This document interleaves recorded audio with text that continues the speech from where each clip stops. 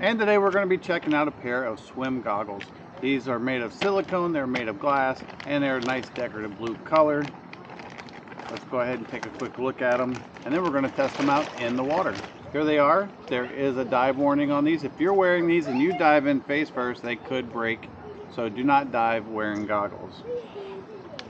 And if we take this off, you can see that it is, in fact, glass. It's a very soft silicone rubber that's going to make a nice seal around your face and be quite comfortable.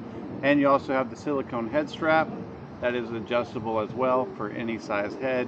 And these also have like little clear cutouts to add to your peripheral vision as well. So very nice. And the nose is of course soft, so you can pinch your nose to clear your ears if need be. Just a very nice set of goggles. Let's go ahead and see how they work. Lizzie, do you want to help? Yes.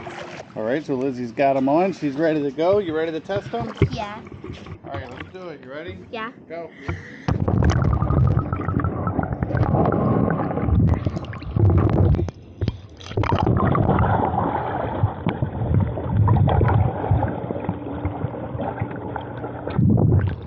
How do they feel? Good. Are they comfortable? Yeah. Is any water getting in? Yeah.